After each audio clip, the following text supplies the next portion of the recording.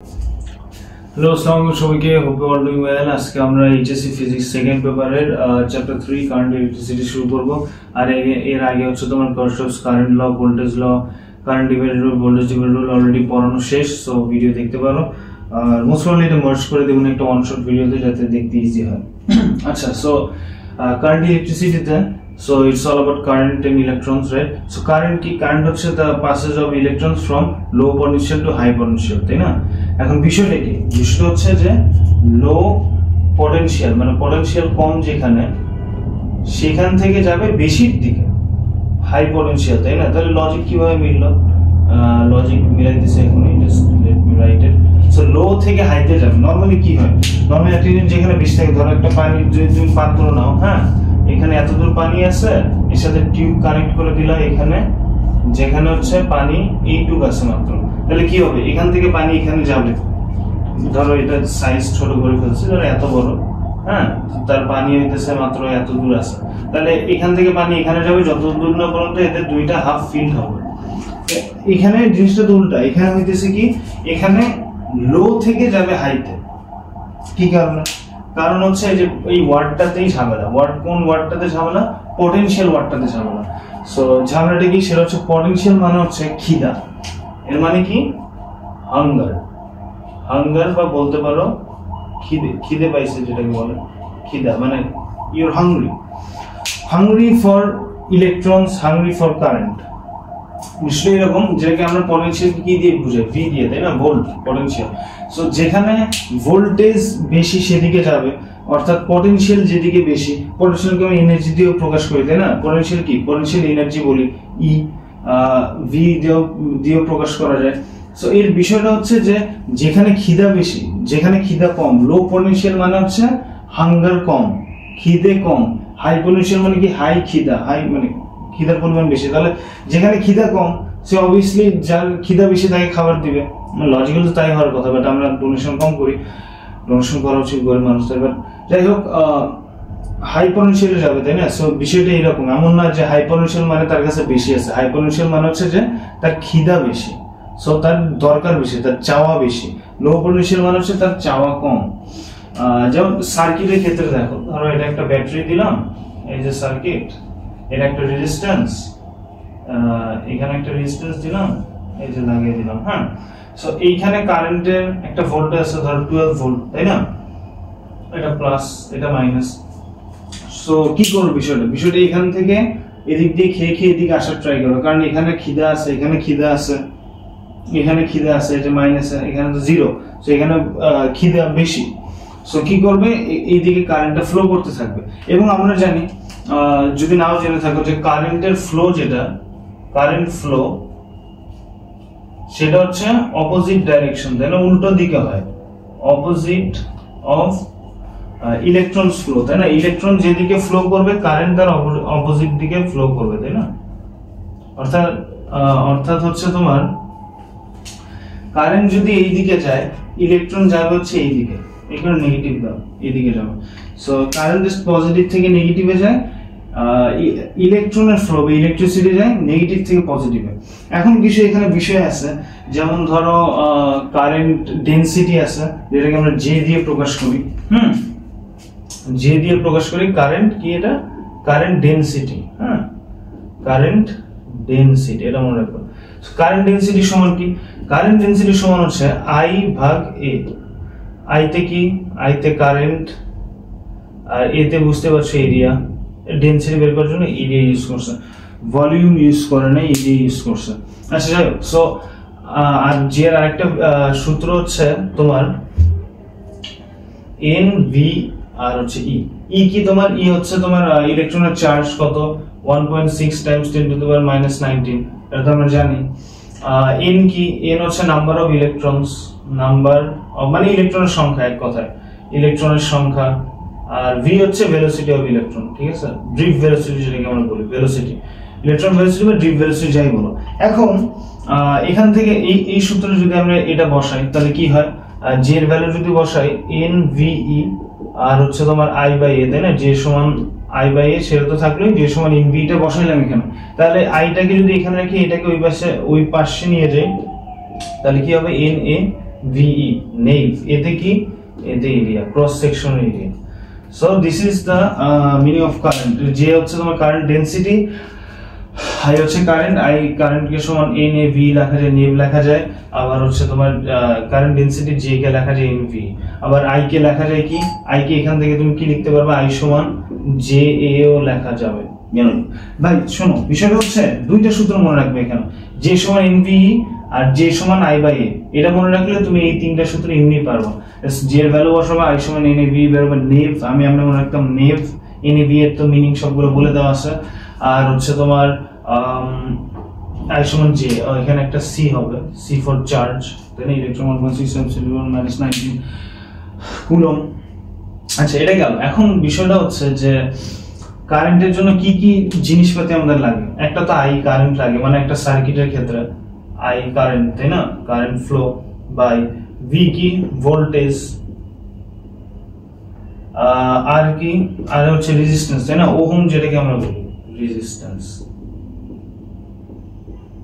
আচ্ছা ধরো এরকম একটা তোমার ওয়্যার আছে, ঠিক আছে, ধরো এটা একটা ওয়্যার, কি বললাম, ওয়্যার, যে তোমার তার যেগুলো আমরা ইউজ করি, যেটা ধরো বিভিন্ন সার্কিট তৈরি করতে হবে, যে কোনো জায়গায় কম্পিউটারের মধ্যে অনেক তার আছে, বড় বড় তার, তাই না, তোমার হচ্ছে কেসিং এর সাথে লাগানো থাকে, সিপিইউর সাথে, মাদারবোর্ডের সাথে লাগানো থাকে। সো ধরো এটা একটা ওয়্যার, হ্যাঁ, ওয়্যারের মধ্যে অনেক ইলেকট্রন আছে। সো এখানে রেজিস্ট্যান্স বিষয়টি, রেজিস্ট্যান্স মানে কি, রেজিস্ট্যান্স মানে হচ্ছে কোনো কিছুকে থামানো, কোনো কিছুকে বাধা দেওয়া। সো কারেন্টের ক্ষেত্রে তো রেজিস্ট্যান্স একটা বড় ফ্যাক্টর, তাই না, রেজিস্ট্যান্স কি করে, কারেন্টকে বাধা দেয়। সো কারেন্টকে কিভাবে বাধা দিতে পারে, কি কি ওয়েতে বাধা দেয়, সেটা অবভিয়াসলি আমাদের জানতে হবে। এই কারণে সূত্রটা লিখে দিই, আর সমান হচ্ছে রো এল বাই এ। এই সূত্র হয়তো তোমরা জানো, এই সূত্রটা জাস্ট আগে দেখো। এখন আমি বলি একটা জিনিসকে থামানোর কি কি পদ্ধতি হতে হবে। ধরো একজন দৌড়াচ্ছে, ইউজেন বোল্ট দৌড়াচ্ছে, তাই থামানোর কি কি ওয়ে আছে। তুমি যদি সে ধরো রাস্তা তুমি আঁকাবাঁকা করে দিলে, তাকে রাস্তা আঁকাবাঁকা করে দিলে কি হবে, তার যাইতে এই সাইড চেঞ্জ করতে হবে, বা তার রাস্তা যদি ছোট করে দাও তাহলে তার যাইতে সমস্যা হতে পারে। যেমন একটা গাড়ি যাচ্ছে, হ্যাঁ, গাড়ি তুমি যদি অবস্টাকলস দাও বারবার, তাহলে গাড়িটাকে আস্তে আস্তে যেতে হবে, অথবা গাড়ি জোরে যেতে গেলে ওখানে বাধা খাবে। ধরো ইউজেন বোল্টের এক্সাম্পল দিলাম, ধরো সে দৌড়াচ্ছে, হ্যাঁ, সে দৌড়াচ্ছে, সামনে এরকম কয়েকটা পোল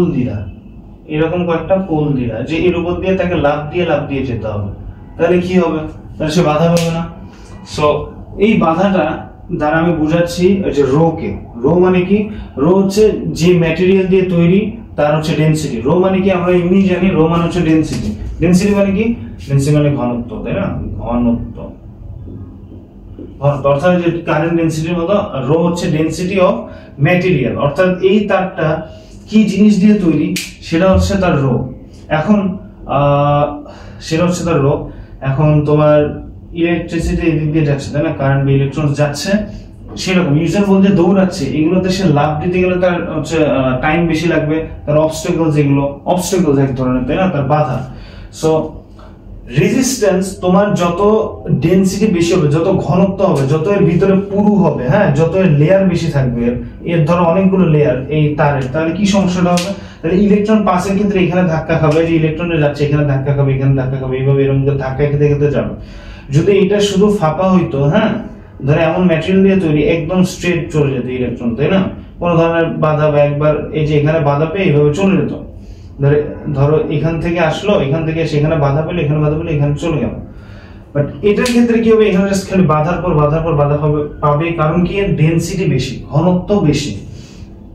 তারপর লেংথটা কিভাবে, এভাবে থিঙ্ক করো, এই যে তারটা আমি ধরলাম, হ্যাঁ, এখানে ধরে যদি তারটাকে টানলে কি হবে, টানলে এটা আরো সরু হয়ে যাবে না, এটা যে এরকম সরু হয়ে যাবে না, এই তারটা এইটাই টানলে এরকম হয়ে যাবে না, তো এর যে ম্যাটেরিয়ালস, এর ভিতরের পার্টটা আরো থিন হয়ে যাবে।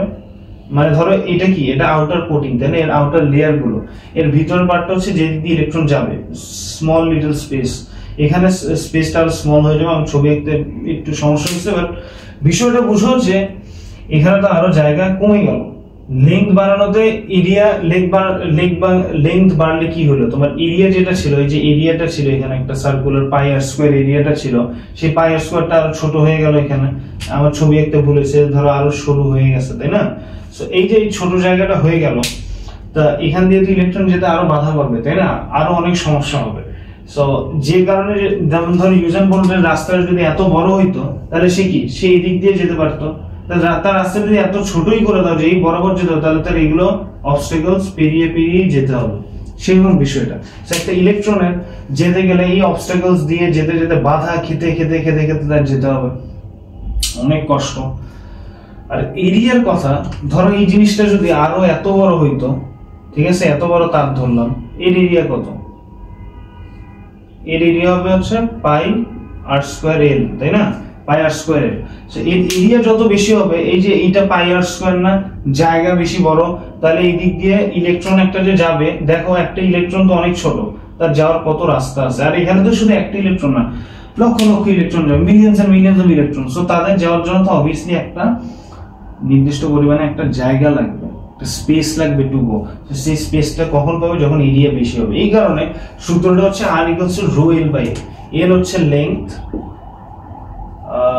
এ হচ্ছে তোমার এরিয়া, হ্যাঁ, এরিয়া। এখন এর দ্বারা তুমি কি বুঝতেছো? এর দ্বারা বুঝতেছো রেজিস্ট্যান্স হচ্ছে ডেনসিটির সমানুপাতিক, রেজিস্ট্যান্স হচ্ছে লেংথের সমানুপাতিক, এবং রেজিস্ট্যান্স হচ্ছে এরিয়ার ব্যস্তানুপাতিক।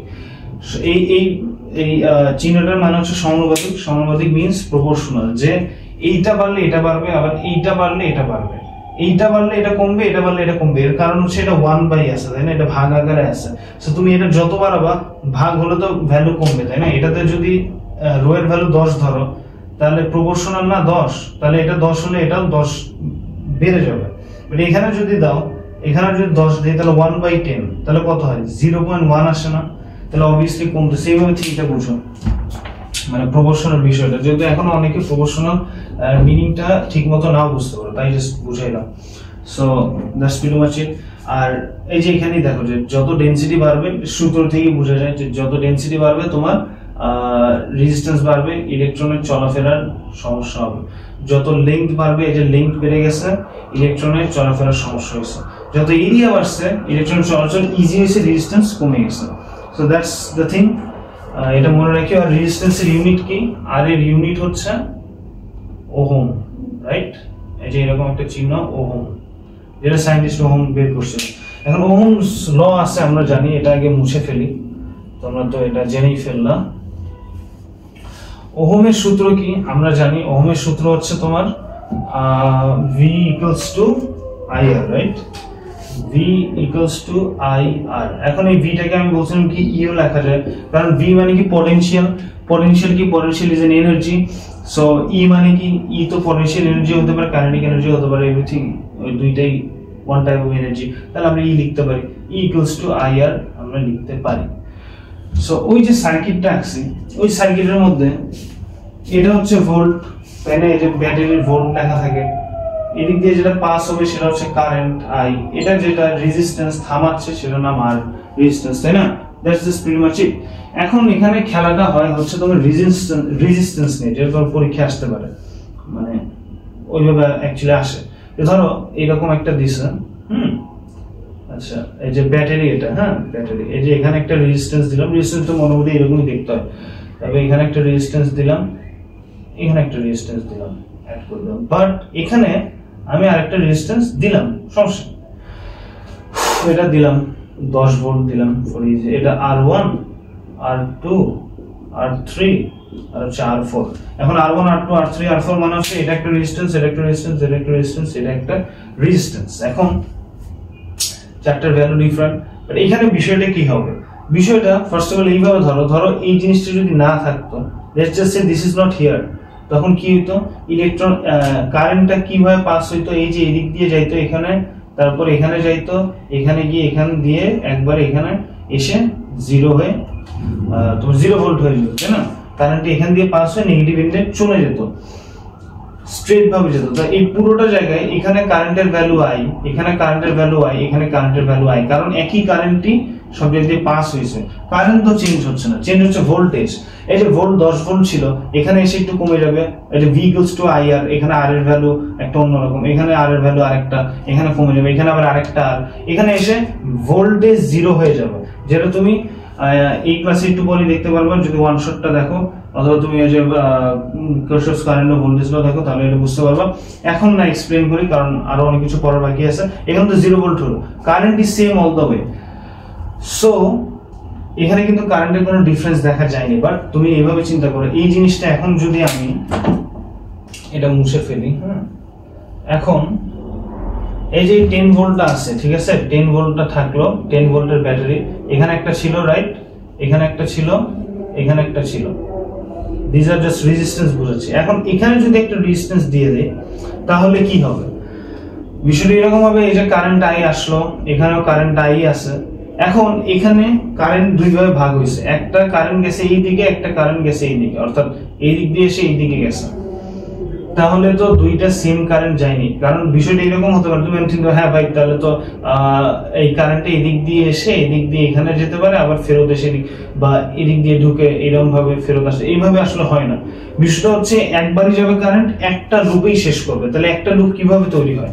যদি কারেন্টটা এখান থেকে এখানে ভাগ হয়ে এখানে আসে, আর এই কারেন্টটা স্ট্রেট এখানে আসে, দেন দুইটা একত্রে মিলে এখানে যায়, তাছাড়া কিন্তু লুপ হবে না। এখানে তুমি আমাকে দেখাতে পারবা কোনোভাবে আর লুপ হয়? এখান থেকে গেল সে, গিয়ে যদি এখানে আসে, এখানে এসে আবার এদিকে যায়, তাহলে আবার তার এই সাইডে ফেরত আসতে হবে, তাহলে তো লজিক্যালি মিলল না, তাহলে লুপ হলো না, তাই না? লুপ বানাতে গেলে কি করতে হবে? এখানে এসে, লুপ মানে কি, আমি বাংলায় যেটাকে বলে একটা মানে পাথওয়ে, ধরে একটা রাস্তা টাইপের তৈরি করতে হবে, যেটাতে আবার ফিরে আসা যাবে না, একটা রাস্তা দিয়ে ঘুরে আসতে হবে। তাহলে কি করবা? এদিকে গেল, এদিকে গেল, তাহলে এখানে কারেন্ট যাবে I1, এখানে কারেন্ট যাবে I2, কারেন্টটা দুই ভাবে ভাগ হয়ে যাবে, দুই ভাবে ভাগ হয়ে এই সাইডে একটা কারেন্ট যাবে, এই সাইডে একটা কারেন্ট যাবে। এবং সেই কারেন্টটা কিভাবে বের করে সেটা তোমার কারেন্ট ডিভাইডার রুল একটা ভিডিও বসে, তুমি ভিডিওটা চাইলে দেখতে পারো, ওখানে এটা শিখিয়ে দিয়েছি, এখানে না শিখাই। সো এখানে এটা কেন হলো, এটা হচ্ছে প্রশ্ন। এখন এটা R1, এটা দিছিলাম R2, এটা R3, এটা R4। সো কেন কারেন্ট দুইভাবে ভাগ হলো? এর কারণ রেজিস্ট্যান্স গুলো প্যারালালি যুক্ত আছে। রেজিস্ট্যান্স কি আকারে আছে? প্যারালালি যুক্ত আছে। রেজিস্ট্যান্স প্যারালালি যুক্ত হওয়ার কারণে তোমার এই যে কারেন্টটা ডিভাইড হচ্ছে। তো ধরো R1, এটা ধরো অঙ্কটা করি, R1 সমান যদি আমি 5 ওহম ধরি, R2 সমান 10 ওহম, R3 সমান 5 ওহম, আর হচ্ছে R4 সমান ধরলাম তোমার 10 ওহম, ঠিক আছে? লেটস জাস্ট সে 2 ওহম ধরলে, একটু কম করে ধরি, এগুলো বেশি বড় বড় ধরছে। তো এখন যদি আমি তোমাকে বলে যে এখানে কারেন্ট সমান কত, মানে just I, not I1 I2 এগুলো কোনো কিছু বের করতে বলবে না, বলো যে কারেন্ট বের করো, কারেন্টের ভ্যালু কত হবে। কিভাবে বের করবে এটা? এখানে তুমি জানো ভোল্ট সমান 10, তো এটা তো তোমার থাকলো 10 ভোল্ট। এখানে আবার কোনো V1 V2 V3 V4 বের করতে হবে না, যেটা তোমাকে প্রথমে বললাম যে এখানে 0 ভোল্ট হয়, এটা বের করতে হবে না, কারণ এখানে তুমি টোটাল কারেন্ট বের করতেছো। এখানে I1 I2 V1 V2 দরকারই নেই, ঠিক আছে? জাস্ট তুমি ভোল্ট থেকে কারেন্ট বের করবে সব রেজিস্ট্যান্স নিয়ে, মানে একটা এভারেজ টোটাল এভারেজ কারেন্ট কি যাচ্ছে। এভারেজ কেন? কারণ এখানে এসে তো আবার কারেন্ট ডিফারেন্ট হয়ে যায়, বাট এখানে তো কারেন্ট ফুলি আছে, তাই না? তো তুমি টোটাল কারেন্টটা বের করবে। So let's just start it. এখন তোমাকে একটা জিনিস দেখতে হবে যে এখানে R1 টা স্ট্রেট আছে, তাই না? তার মানে এটা সিরিজে আছে, বাট এইখানে এসে কি হয়ে গেছে? প্যারালাল হয়ে গেছে। তাহলে এই R2 এবং R3 প্যারালাল। সো প্যারালাল যদি তুমি বের করতে চাও প্যারালাল রেজিস্ট্যান্স, তাহলে সূত্র হচ্ছে 1/Rp সমান 1/R1 plus 1/R2 plus 1/R3 plus dot dot dot যা আছে, মানে এটা হচ্ছে সূত্র ফর প্যারালাল। ফর প্যারালাল যদি হয় তোমার রেজিস্ট্যান্স, তাহলে তুমি এই সূত্র ইউজ করে বের করতে পারো। তো চলো আমরা এটা বের করি। এখানে প্যারালাল দুইটা আছে, তাহলে হবে হচ্ছে 1/Rp সমান হচ্ছে তোমার 10 আর 5, তাই না? তাহলে 1/10 প্লাস 1/5, এটা যদি লসাগু করো তোমরা তাহলে হবে কি 10, আর এখানে 1 যোগ 2 তাহলে কত? 3/10। এখন প্রবলেম হচ্ছে আমরা যে ভুলটা করি, আমরা এখানে এইটার ভ্যালু কিন্তু 1/Rp, তাহলে আমাদের Rp বের করতে হবে প্যারালাল। তাহলে Rp বের করতে গেলে উল্টে দিতে হবে, এটাকে জাস্ট এইভাবে উল্টে দিতে হবে। তাহলে কি হবে? 10/3 হবে। 1/Rp থেকে যদি Rp হয় তাহলে 3/10 থেকে কি হবে? 10/3 হবে, দুই সাইড উল্টে যাবে। তাহলে কত হবে? 3.33 ওহম হলো, 3.33 ওহম হলো। এখন বিষয়টা হচ্ছে, এখন একটা বোঝার বিষয় আছে, যে বোঝার বিষয় আমরা এখন যাব, সেই জিনিসটা বুঝো। ধরো এই সার্কিটটাকে আমরা ছোট করব, আমরা এই দুইটার ভোল্টেজ বের করছি, সরি এই দুইটার রেজিস্ট্যান্স বের করছি, সরি কথা এই দুইটার রেজিস্ট্যান্স বের করছি আমরা 3.33 ভোল্ট।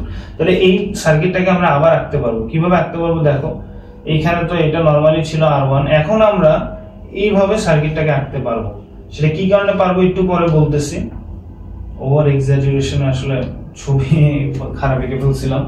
আচ্ছা, এটা 10 ভোল্ট ছিল, এটা ছিল R1 = 5 ওহম, R2 পরে লিখতেছি, আর R3 হচ্ছে তোমার 2 ওহম, এটা RP দিলাম যেহেতু এটা আর প্যারালাল বের করছি। এখন এই দুইটার টোটাল রেজিস্ট্যান্স তুমি পাইছো 3.33, তাই না? 3.33 ওহম। এই কারণে তুমি চাইলে এই দুইটাকে একত্রে একটা প্যারালাল রেজিস্ট্যান্স লিখতে পারো, কারণ তুমি অলরেডি দুইটা বের করছো, এই দুইটা তার এখন একত্র করে ফেলছো। এইভাবে থিঙ্ক করো, তুমি এটা বের করছো মানে এই দুইটা তারকে নিয়ে তুমি এইভাবে প্যাচ লাগিয়ে একত্র করছো, করে এই তারটা বানাইছো। এইভাবে থিঙ্ক করো বিষয়টা।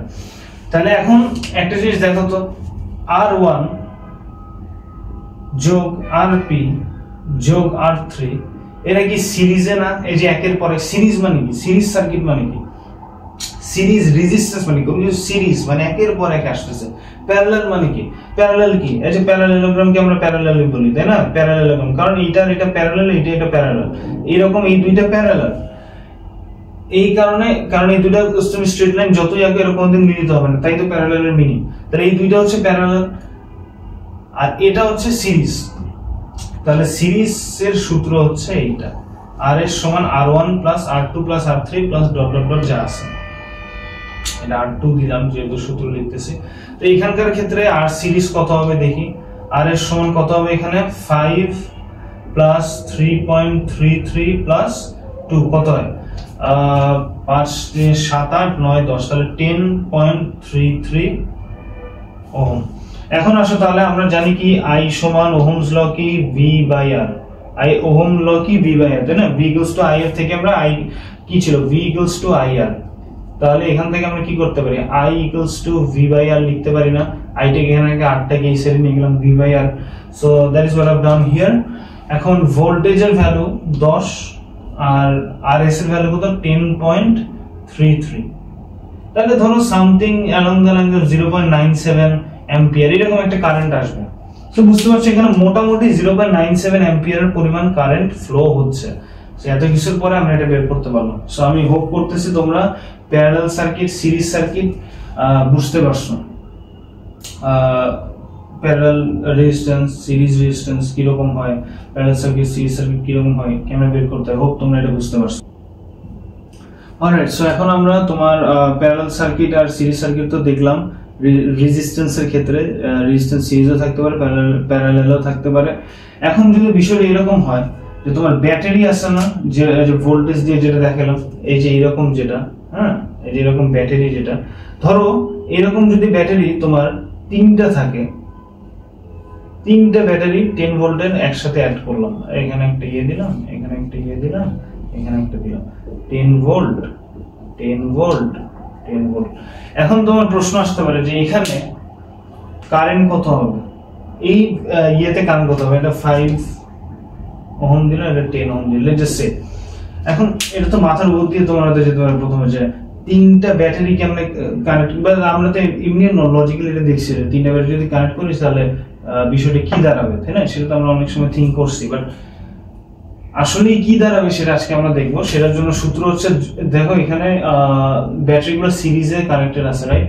সিরিজে কানেক্টেড থাকলে সূত্র হচ্ছে NE R প্লাস NR, অর্থাৎ কতগুলো তোমার একই ধরনের তোমার রেজিস্ট্যান্স কতগুলো হচ্ছে ভোল্টেজ অর্থাৎ ব্যাটারি আছে ডিভাইড বাই R, অর্থাৎ টোটাল যে আরটা আছে, এবং ছোট হাতের R হচ্ছে তোমার ইন্টারনাল রেজিস্ট্যান্স, ইন্টারনাল রেজিস্ট্যান্স মানে এই তার যেটা আছে না, এই তারেরও তো নিজস্ব একটু তোমার রেজিস্ট্যান্স আছে, তাই না?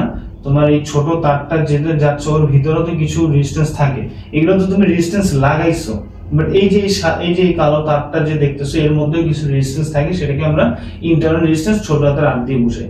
আর আরেকটা হইতে পারে ধরো এরকম গেছে এরকম তো, তাই না? তারপর ধরো এরকম গেছে, তারপর ধরো আবার এরকম গেছে, এই যে এখানে কানেক্টর আছে, আমি ছবিটা একটু ভুল করছি, এখানে কানেক্টর হলো, এখানে এরকম গেছে, এইখানে এখানে কি হলো, এখানেও 10 ভোল্ট দিলাম, এখানেও 10 ভোল্ট দিলাম, এখানেও 10 ভোল্ট দিলাম, আর এখানে একটা রেজিস্ট্যান্স দিছি 5 ওহম। লেটস জাস্ট সে এরা কি এইভাবে কানেক্টেড, এখানে কারেন্ট গেল গিয়ে এখানে দুই ভাবে ভাগ হবে। সো এটা অবভিয়াসলি প্যারালাল। প্যারালালের ক্ষেত্রে সূত্র হচ্ছে n e r plus n r। এখানে বড় হাতের রেজিস্ট্যান্সের সাথে তোমার n আছে, অর্থাৎ নাম্বার অফ রেজিস্ট্যান্স n মানে কি কতগুলো আছে। সো রেজিস্ট্যান্স এখানে একটা আছে, ওখানে দুইটা ছিল। সো এখানে n টা থাকবে বড় হাতের r সাথে, মানে যেগুলো রেজিস্ট্যান্স আমরা লাগাবো সেই r এর সাথে থাকবে n। আর তোমার সিরিজের ক্ষেত্রে যে ইন্টারনাল রেজিস্ট্যান্স থাকবে, তারের যে রেজিস্ট্যান্সটা আছে সেটার সাথে n টা থাকবে। So this is the main difference. So এটা অত পরীক্ষায় আসে না, বাট আসতে পারে। সো তুমি এটা মানে আসতেই পারে, অত আসে যে তা না, বাট মোটামুটি আসে। সো এটা তুমি মুখস্থ করে রাখো, এই দুইটা সূত্র। That's pretty much it. Okay, so ধরো একটা সার্কিট আছে, একটা সার্কিটের মধ্যে প্রতি সেকেন্ডে একটা পাওয়ার ওয়েস্ট হয় অথবা একটা এনার্জি তৈরি হয়, তাই না? প্রতি সেকেন্ডের ক্ষেত্রে যদি তোমরা এটা মাপতে চাও যে কি পরিমাণ এনার্জি বা পাওয়ার তৈরি হয়, সেটার জন্য কিছু সূত্র আছে। সো জাস্ট ইজি মনে রাখার জন্য বের করবো যাতে তোমার মনে থাকে। আচ্ছা, আমরা জানি যে পাওয়ার সমান কি? পাওয়ার সমান হচ্ছে 1 সেকেন্ডে প্রতি সেকেন্ডে কি পরিমাণ ওয়ার্ক হয় বা কি পরিমাণ এনার্জি ওয়েস্টেজ হয় প্রতি সেকেন্ডে বা ইউজ হয়, সেটাই হচ্ছে তার পাওয়ার, তাই না? তাহলে সেটা সমান হচ্ছে, বা কি পরিমাণ এনার্জি তৈরি করে প্রতি সেকেন্ডে, তাও পাওয়ার হতে পারে। ওয়েস্টেজ বা তৈরি করা প্রতি সেকেন্ডে যে পরিমাণ পাওয়ার বা যে পরিমাণ ওয়ার্ক সে করতে পারে প্রতি সেকেন্ডে, তাই কিন্তু আমরা পাওয়ার বলি, তাই না? সো P সমান W/T এরকম আমরা জানি। এরপর কিছু সূত্র আসে, যেমন P সমান VI। হ্যাঁ, এটা জাস্ট মনে রাখো, P সমান VI। P সমান VI টা জাস্ট মনে রাখো, কারণ P সমান W/T আমরা এমনি জানি। পাওয়ার যখন ক্লাস 7, 8, 9, 10 আমরা পড়ছি, তখন আমরা at least 9, 10 মনে হয় পাওয়ার সমান amount of work done per unit time, তাই না? জাস্ট এটা মনে রাখতে হবে যে P সমান হচ্ছে VI। এইটা জাস্ট মনে রাখবে, বাকি সূত্রগুলো এমনি বের করতে পারবা। সো P সমান VI। এখন V টা V এর মতো রাখলাম। I সমান কি জানি আমরা? I সমান জানি V/R না? V/R হচ্ছে তোমার ইয়ে থেকে জানি আমরা, ওহমস ল থেকে জানি। তাহলে কি হবে এখানে? V²/R। এটা একটা সূত্র, গেল। আর হচ্ছে তোমার আরেকটা সূত্র হচ্ছে V সমান কি জানি আমরা? V সমান আবার আমরা জানি IR। এটা তো আমরা জানি। তাহলে এখানে যদি V সমান IR বসাই, তাহলে হবে IR হোল স্কয়ার, আর এখানে একটা R আছে, তাহলে কত হবে? I²R² ভাগ R। তাহলে R কেটে যাবে কত থেকে? I²R। তাহলে P সমান মেইন সূত্র হচ্ছে পাওয়ার সমান W/T, তারপর হচ্ছে তোমার VI, তারপর হচ্ছে তোমার V²/R, আর হচ্ছে কি I²R। এখন অনেকগুলো সূত্র, জাস্ট তুমি কয়টা বললাম যে এটা তো তুমি জানোই, এটা তো মুখস্থ করার কিছু নেই, জাস্ট এইটা মনে রাখবা, তাহলে এই বাকিগুলো এমনি পারবা। এগুলো পাওয়ার। এখন তুমি বলতে পারো ভাই এখন আবার ওয়ার্কের সূত্র মুখস্থ করতে হবে। ওয়ার্কেরটা খুব ইজি। কেন? আমরা জানি P সমান W/T, তাহলে W সমান কি? W সমান PT। এটা তো আমরা লিখতে, এটা কি তুমি বুঝো? W সমান PT তো লিখতে পারি, যেহেতু P সমান W/T, T টা ওই সাইড নিয়ে গেলাম, W সমান PT হয়ে গেল। এখন P সমান আমরা কি জানি? জাস্ট একের পর বসাবো। P সমান VI, তাহলে কি হবে? VIT, এটা একটা সূত্র। V²/R সমান P, তাহলে কি হবে? V²/RT, এটা একটা সূত্র। মজার বিষয়, I²R সমান P, তাহলে কি সূত্র? I²RT। সো এই দুইটা ধরনের সূত্র দিয়ে তুমি লিটারালি ওয়ার্ক পাওয়ারের যে কোনো কিছু বের করতে পারবে। এখন এতগুলো দেওয়া শুধু এই কারণেই যাতে তুমি হচ্ছে, ধরো তোমার হচ্ছে ইয়ে দেওয়া, ধরো এখানে পাওয়ার দেওয়া আছে, টাইম দেওয়া আছে, ওয়ার্ক বের করতে, তাহলে তুমি ওইভাবে ইউজ করবা। ধরো তোমার রেজিস্ট্যান্স দেওয়া নেই, বাট V দেওয়া আছে, I দেওয়া আছে, টাইম দেওয়া আছে, তাহলে তুমি ওয়ার্ক বের করতে। এখন ডিপেন্ড করে তোমাকে আসলে কি ধরনের ইনফরমেশন দিচ্ছে, যে ইনফরমেশন দিবে সেগুলোর সূত্র বসাবো। মোটামুটি সব সূত্র বসতে পারো। তোমার যদি I এর ভ্যালু দেওয়া থাকে, V এর ভ্যালু দেওয়া থাকে, তুমি R এমনি বের করতে পারবে না, তখন তুমি আবার I²RT সূত্র বসাতে পারবা। তোমার এখানে ফুল ফ্রিডম আছে, তুমি যে কোনো সূত্র ইউজ করে সেটা বের করতে পারবে। এটা একটা মজার বিষয়। এখন আসো কারেন্ট বিল বের করা, এটা ইম্পর্টেন্ট। কারেন্ট বিল বের করা। কারেন্ট বিলের ক্ষেত্রে সূত্র হচ্ছে W গুণন B গুণন হচ্ছে তোমার ডেজ, টাইম, টাইম ধরো। আচ্ছা এখন তাহলে তোমার ডাব্লিউ, এখানে ডাব্লিউ হচ্ছে ওয়ার্ক, হ্যাঁ। তো এখন তোমার এখানে যে বিষয়টা করতে হবে তোমাকে, আচ্ছা বিটা কি বলি, বিটা হচ্ছে যে তোমার ইউনিট প্রাইস, ঠিক আছে, ইউনিট প্রাইস, অর্থাৎ এক ইউনিটে তোমার ওই এলাকায় বা তোমার সেই জায়গায় কি পরিমাণ প্রাইস, তোমার একটা ইউনিটের দাম কত, সেটা হচ্ছে তোমার বি। আর ডেজ হচ্ছে তুমি জানো যে কতদিনে তুমি কারেন্ট বিল বের করতে চাও সেটা। আর ওয়ার্ক কি, ওয়ার্ক হচ্ছে যে এইটা। তো এখানে বিষয়টা হচ্ছে তুমি বইয়ে দেখবা যে এই চারটা সূত্রের ক্ষেত্রে কি করছে ওরা, চারটা সূত্র করে এইভাবে লিখছে যে পিটি ভাগ 1000 গুণন বি গুণন ডেজ, এটা একটা আছে না। তারপর আছে হচ্ছে তোমার ভিআইটি ভাগ 1000 গুণন বি গুণন ডেজ, এরকম সূত্র দেওয়া আছে, তাই না। এগুলো 1000 দিয়ে ভাগ, 1000 দিয়ে ভাগ কেন, তুমি এটা করলে পাবা ওয়াট, ওয়ার্কের কি পাবা, ওয়াট পাবা। কিন্তু তোমার কি লাগবে, তোমার লাগবে কেডব্লিউ, কিলোওয়াট লাগবে, কিলোওয়াট। 1000 দিয়ে ভাগ দিলে কিলো মানে কি 1000 দিয়ে ভাগ দিলে তুমি কিলোওয়াট পাবা। কিলোওয়াট পাইলে তুমি ইউনিট দিয়ে গুণ করে, দিনের সাথে গুণ করে তুমি লিটারালি কারেন্ট বিলটা বের করতে পারবা। So it is very important. এই যে সূত্রগুলো লিখে দিলাম, এগুলো ইউজ করলে তুমি কারেন্ট বিলটা খুব ইজিলি বের করতে পারবা। সো এখানে সূত্র মনে রাখার ভাই আছে, P সমান WIT আর P সমান VI।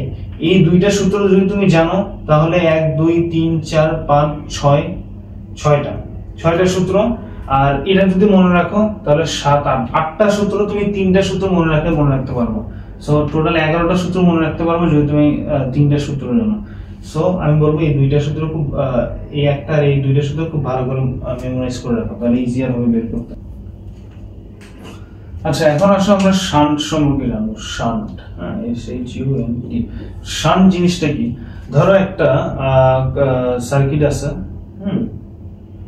একটা সার্কিট আছে, এখানে একটা গ্যালভানোমিটার আছে, হ্যাঁ, গ্যালভানোমিটার দিয়ে কানেক্টেড আছে, এখানে কারেন্ট পাস হচ্ছে, ধরো এখানে কারেন্ট যাচ্ছে। ধরো এখানে কোনো ব্যাটারি দিলাম, ধরো একটা সোর্স থেকে কারেন্ট আসতেছে, পাওয়ারফুল সোর্স থেকে। এখন বিষয়টা এরকম অনেক সময় হয় না, ফিউজ, আমাদের পাশে ফিউজ থাকে, ফিউজটাকে এরকম করে টান দিলে কারেন্ট সব বন্ধ হয়ে যায়। ফিউজ অন্য জিনিস, but let's just think like this. ফিউজটা ইউজ কেন হয়, যে যখন অতিরিক্ত কারেন্ট পাস হয়, যে বাস্ট হয়ে যাচ্ছে, ধরো এত কারেন্ট পাস হচ্ছে যে ধরো বাল্বটা পর্যন্ত বাস্ট হয়ে যাচ্ছে, তখন ফিউজ টান দেই, কারেন্ট অফ হয়ে যাবে, যাতে ভোল্টেজ, কারেন্ট চলাচলটা বন্ধ হয়ে যায়। ফিউজের দিকে একটু পরে যাবো। তো শান্ট বিষয়টা কি, ধরো এই গ্যালভানোমিটারের ভিতর দিয়ে যদি অতিরিক্ত ওর যে পরিমাণ কারেন্টের ক্যাপাসিটি আছে নেওয়ার, তার থেকে যদি বেশি কারেন্ট যায় তাহলে জিনিসটা বাস্ট হয়ে যাবে। সেই বাস্ট হওয়া থেকে বাঁচানোর জন্য এখানে একটা শান্ট বলে একটা জিনিস ব্যবহার, আমি শান্টই লিখে দিচ্ছি, এখানে শান্ট ইউজ হয়। শান্টটা কি, শান্ট হচ্ছে একটা স্মল রেজিস্ট্যান্স যেটা গ্যালভানোমিটারের সাথে প্যারালালি কানেক্টেড থাকে, যেটা কি করে, এই যে এক্সেস কারেন্ট, ধরো এখানে অনেক বেশি কারেন্ট যাচ্ছে, এখানে এক্সেস কারেন্টটা, ধরো যে কারেন্টটা হচ্ছে বেশি, ধরো এর 50 অ্যাম্পিয়ার পর্যন্ত নিতে পারে কারেন্ট, ঠিক আছে, 50 অ্যাম্পিয়ার নিতে পারে। ধরো এখানে 55 অ্যাম্পিয়ারে কারেন্ট যাচ্ছে, লেটস জাস্ট সে, তাহলে 50 অ্যাম্পিয়ার এর মধ্যে দিয়ে গিয়ে এখান দিয়ে 5 অ্যাম্পিয়ার পাস করে, এদিক দিয়ে পাস করে, এখানে আবার 55 অ্যাম্পিয়ারই হয়ে যাবে। এখানে 50 আসবে, এখানে 5 এসে 55 অ্যাম্পিয়ার হয়ে যাবে। মানে ও কি করে, ও জাস্ট এক্সেস কারেন্টটা নিচ দিয়ে গড়াই দিয়ে ওই দিক দিয়ে বের করে দেয়। এবং আমরা জানি কোনো কিছু প্যারালালি থাকলে তো অবভিয়াসলি তোমার কারেন্টটা দুই ভাগে ভাগ হয়ে যায়, তখন দেখলাম যেটা, সেই দুই ভাগে ভাগ করার জন্য একটা নিয়ম শান্ট। এখন তাহলে কি এখানে একটা কারেন্ট গেল না, সেটাকে আমরা আইএস, আর এটাকে আমরা বলি আইজি। আইএস আইজিটা কি, আইজি হচ্ছে current passing through shunt, sorry current passing through galvanometer, passing through galvanometer, হ্যাঁ, এই যে এই দিক দিয়ে যে কারেন্টটা গেল। আইএস হচ্ছে কারেন্ট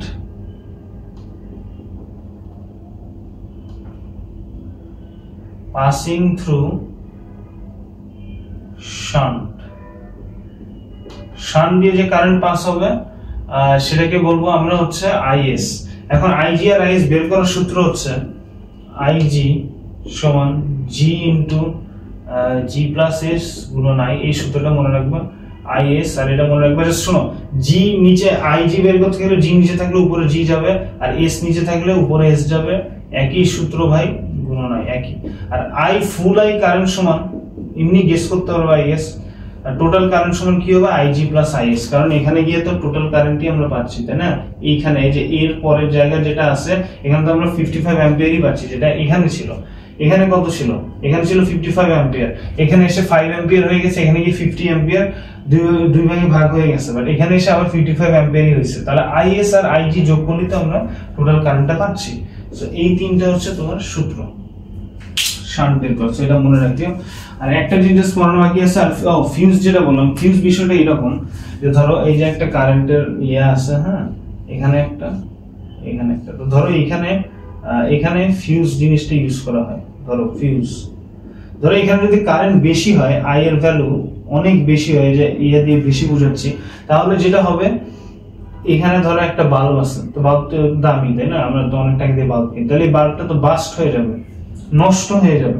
সেটা থেকে সরি, নট হিয়ার আমারই ভুল হয়েছে। ধরো বাল্বটা এখানে আছে, হ্যাঁ, এই যে টাংস্টেন দিলাম, এই যে বাল্বটা এখানে আছে, তা এখানে যদি এক্সেস পরিমাণ কারেন্ট যায় তাহলে কি হবে? এই বাল্বটা কি হবে? ফেটে যাবে, নষ্ট হয়ে যাবে, আমাদের টাকা ওয়েস্ট। টাকা ওয়েস্ট থেকে বাঁচানোর জন্য ফিউজ লাগানো। এই ফিউজটা যদি আমি খুলে ফেলি, দেখি যে কারেন্ট বেশি আসতেছে, ফিউজটা খুলে ফেলি, তাহলে কি হবে? এই যে এখানে একটা গ্যাপ পড়ে গেল না? গ্যাপ পড়ে গেলে এই যে কারেন্টটা আসতেছে সে এখানে এসে থেমে যাবে না? এখানে এসে সে কোন দিকে যাবে?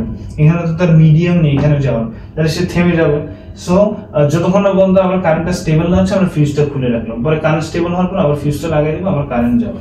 এই কারণে ফিউজ জিনিসটা ব্যবহার হয়ে থাকে।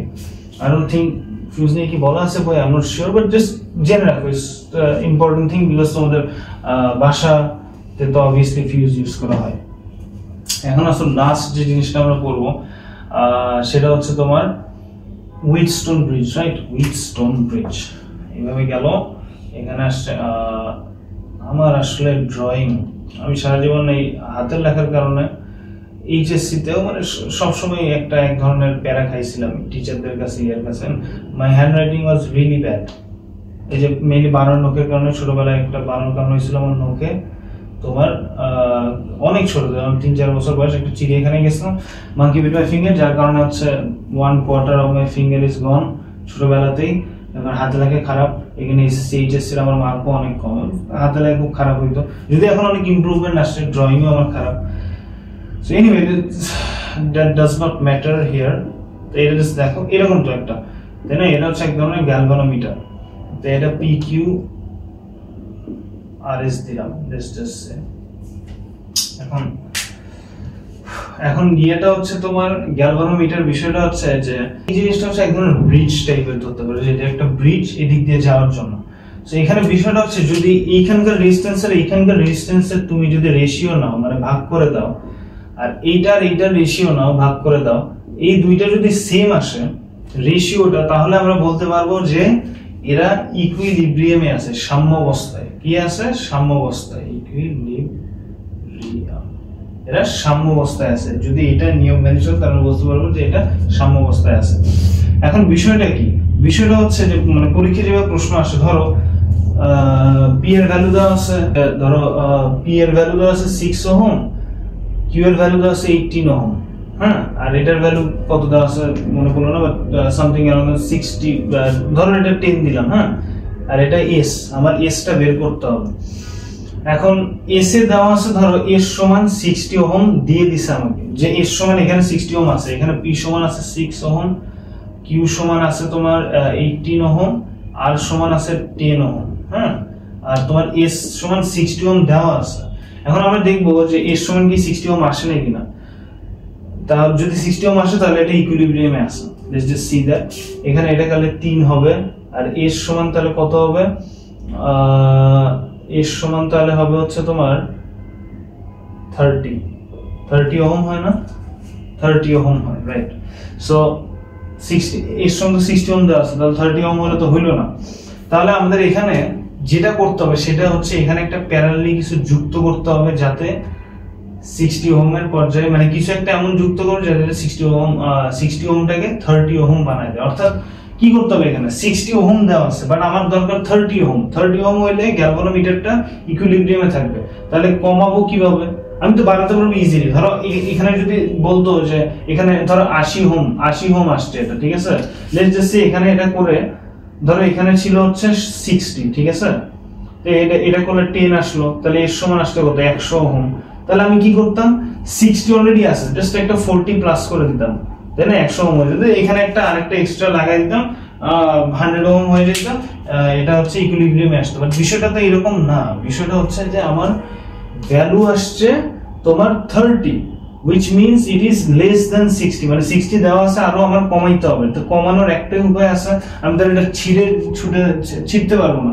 এটাকে আমি যদি প্যারালালি কিছু একটা লাগাই তাহলে আমি হচ্ছে তোমার এটা পাবো। সো এটা বের করার সূত্র হচ্ছে তোমার